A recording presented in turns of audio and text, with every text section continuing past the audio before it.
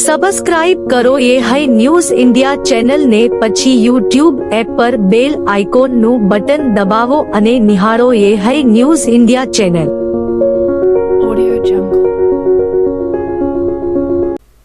બનાસકાંઠા જિલ્લામાં સરહદી પંથકમાં આગ અને અકસ્માતોના બનાવો દિન પ્રતિદિન વધી રહ્યા છે। સાચોર હાઈવે પર અવારનવાર અકસ્માતો સર્જાતા હોય છે। તરથરાજ સાચોર ભારતમાળા હાઈવે પર મોડી રાત્રે ટ્રેલર ચાલકે સ્ટીરિંગ પરનો કાબુ ગુમાવતા અકસ્માત સર્જાયો હતો। અકસ્માત બાદ ટ્રેલરમાં આગ ભભૂકી ઉઠી હતી।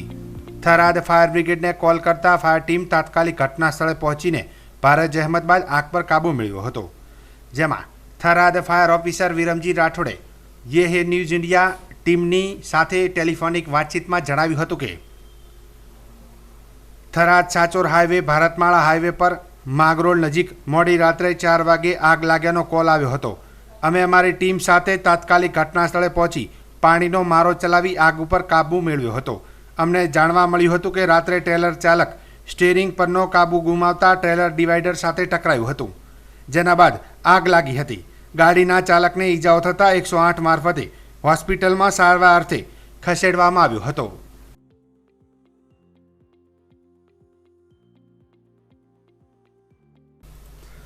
बनासकांठा जिल्लाना दाता तालुकामां एसटी बसनी सुविधा न होवाना कारणे स्कूलना बाळको 5-5 किलोमीटर चालवा मजबूर बन्या। जेमां जाणवा मळती माहिती मुजब दाता तालुकाना अंबाजी हेडो रूटनी बस 1 वर्ष अगाऊ चालू हती, परंतु बस अचानक छेल्ला 1 वर्षथी डेपो मेनेजर द्वारा बंध करी देवामां आवता स्कूलना विद्यार्थीओ भणवा माटे चालीने शाळा जवा मजबूर बन्या हता। त्यारे दाताना अंतरियाळ विस्तारोमां रहेता बाळकोने भणवुं तो छे पण कोई सरकारी वाहन न होवाना कारणे बाळको भणी नथी शकता। त्यारे एक तरफ सरकार कही रही छे के बेटी भणावो, त्यारे शुं आ रीते भणशे गुजरात, तेवा अनेक सवालो उद्भव्या छे। गामना स्थानिक आगेवानोए जणाव्युं हतुं के बस चालू करवा अंबाजी डेपो मेनेजर ने लेटर पेड अने पास माग्या हता, ते अमे आप्या छे, तेम छतां आज दिन सुधी बस चालू नथी कराई। वधुमां गाम लोकोनुं कहेवुं एवुं पण छे के ज्यां बसनी जरूर नथी त्यां बस पड़ी रहे छे, पण ज्यां जरूर छे त्यां नथी आवती। त्यारे अमारा गाममां वहेली तके एसटी बस चालू थाय तो गामना विद्यार्थीओ समयसर स्कूलमां पहोंची शके। એટલા માટે બસની જરૂર છે, ખાસ જરૂર છે, બરાબર। એટલે સરકારને મેં જાણ કરી, બસ કોઈ આપતી નથી। मैं 5 વાગે આવે, સવારે 6 વાગે આવે, એટલે વહેલી નીકળી જાય। છોકરો તો રહી જાય। જીબોમાં 10 રૂપિયા જવાનું, 10 રૂપિયા આવવાનું, 20 રૂપિયા ભાડું થાય। નાનો બાળકોને તો 10 લી, મોટોના 20 લી। સેવી રીતે અમારું ગુંદર ચલાવવાનું? એમ તો અમે મજૂરી કરીને તો પેટ પૂજા કરતા હો। કોઈ સરકાર કોઈ જોડતું નથી, એટલે આટલે અમારે મારી વિનંતી છે કે અમે 10 થી 10:30 ગાળામાં બસ ચાલે। મારું નામ સોલંકી દેવાભાઈ કેસાભાઈ ગામ હેડો। છેલ્લા 1-1.5 વર્ષથી મારા ગામમાં હેડોની બસની સુવિધા મળતી નહીં, એટલે સરકારશ્રીને એટલી જ વિનંતી કે આ છોકરોની પરિસ્થિતિને ધ્યાનમાં લઈ અને અમારા છોકરોની સમસ્યાને વાચા આપી અને ટૂંક સમયમાં બસની સુવિધા ચાલુ કરવામાં આવે। કેટલા સમયથી બસ બંધ છે અને શું તકલીફ બસ બંધ હોવાથી શું તકલીફો પડે છે તમને? તકલીફોમાં તો એવું કે છોકરીઓ ચાલતી આવતી હોય છે 5-7 કિલોમીટરથી, છોકરાઓ સાયકલ ઉપર 2 થી 3 બેસીને જતા હોય છે। રિક્ષાનું ભાડું 10 રૂપિયા ઘરથી મળતું નહીં, અમુક ટાઈમે છોકરો ભણવા જઈ શકતો નહીં, એવી બધી અનેક સમસ્યાઓ પડે છે। બસ ચાલુ કરવા માટે કોઈને જાણ કરી તમે? બસ ચાલુ કરવા માટે અમે ડેપો મેનેજરને 1 થી 2 વખત રજૂઆત કરી હતી। ડેપો મેનેજરે મારા જોડે પુરાવા મૂક્યા હતા કે સ્કૂલનું લેટર પેડ લાવ, છોકરાના પાસ લાવ, એ બધી નકલો આપી, છતાં બી ડેપો મેનેજરે એવું કીધું કે ટૂંકમાં જવાબ આપશું। હકીકતમાં કોઈ જવાબ અમને મળ્યો નહીં। બનાસકાંઠા જિલ્લાના દિયોદરના સાંજના સમયે દિવસભરના ભારે ઉકળાટ બાદ ધોધમાર વરસાદ વરસ્યો હતો, તો શહેરના નીચાણવાળા વિસ્તાર જેવા કે રેલવે સ્ટેશન, શક્તિનગર વિસ્તાર, જૂના બસ સ્ટેન્ડ, પોલીસ સ્ટેશન, ગ્રામ પંચાયત સહિત અનેક વિસ્તારમાં વરસાદી પાણી ભરાયા હતા। તો દિયોદરમાં ધોધમાર વરસાદ વરસતા જેતરા સર્કલ પાસે ભરાયેલા જોવા મળ્યા હતા, જેમાં પીડબ્લ્યુડી દ્વારા દિયોદર ગ્રામ પંચાયત દ્વારા વરસાદી પાણીના નિકાલ માટેની પંપ દ્વારા પાણી કાઢવાની વ્યવસ્થા કરાતા હજુ સુધી જેતરા સર્કલ પરથી પાણી ઓછર્યા નથી। તેમાં આજે બપોર બાદ 16 મીમી વરસાદ પડતા જેતરા સર્કલ પર પાણી ભરાયા હતા. તો છેલ્લા 4 દિવસથી દિયોદરમાં વરસાદે દસ્તક દીધી છે, ત્યારે દિયોદરના અનેક નીચાણવાળા વિસ્તારોમાં પાણી ભરાયા હતા, જેમાં આજે દિયોદરના જેતરા સર્કલ પર ભરાયેલા પાણીના નિકાલ માટેની કામગીરી હાથ ધરાઈ હતી.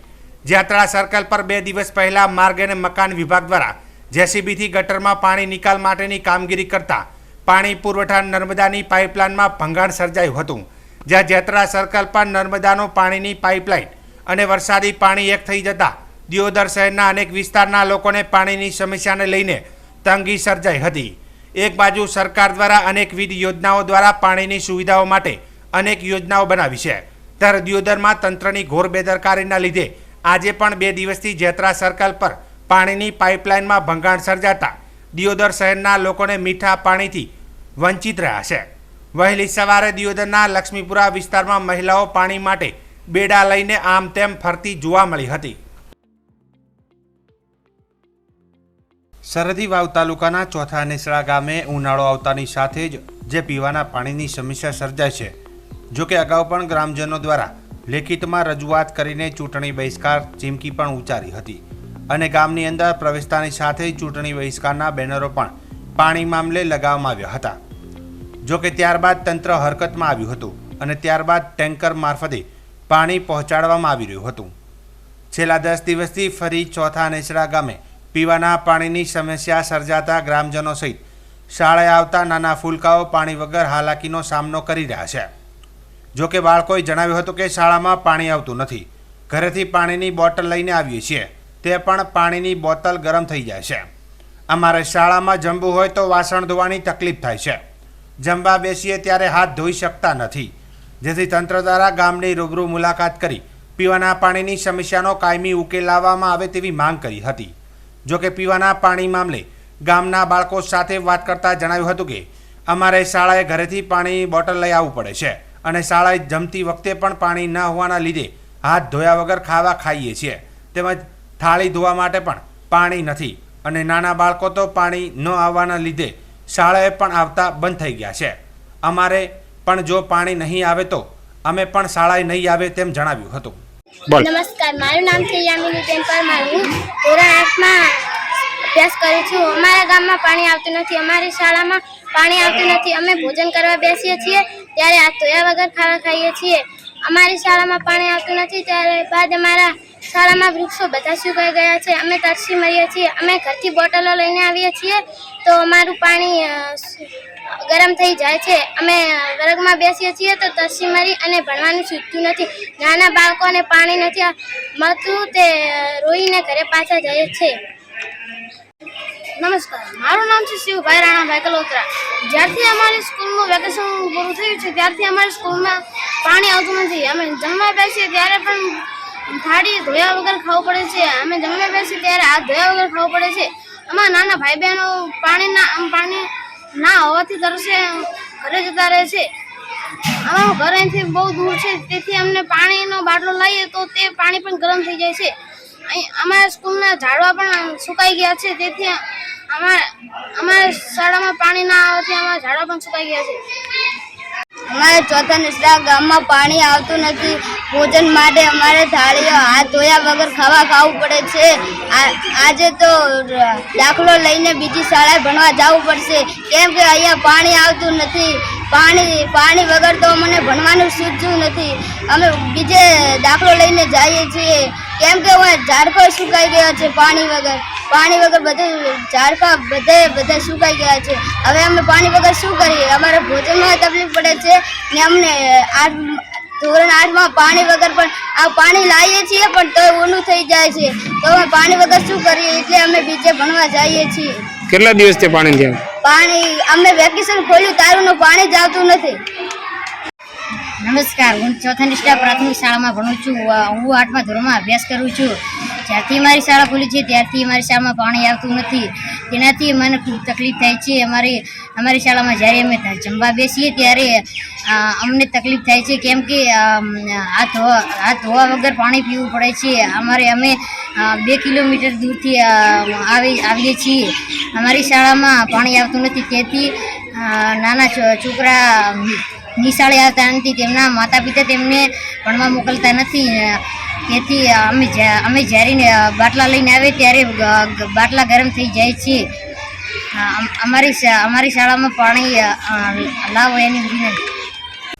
તો બીજી બાજુ એમડીએમના સંચાલક કાનજીભાઈ રાજપૂત સાથે વાત કરતા તેઓએ જણાવ્યું હતું કે ચોથા નેસડા પ્રાથમિક શાળામાં જ્યારથી વેકેશન ખોલ્યું છે ત્યારથી જ આજ દિવસ સુધી પીવાનું પાણી આવતું નથી.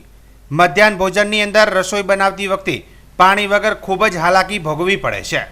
પાણી વગર શાકભાજી ધોવામાં, વાસણ ધોવામાં ખૂબ જ તકલીફ પડે છે. જોકે પાણી બહારથી વેચાતું લાવીએ છીએ. પ્રાથમિક શાળામાં પણ વહેંચાતું પાણી લાવવામાં આવી રહ્યું છે. પાણી વગર વૃક્ષો પણ બળી રહ્યા છે.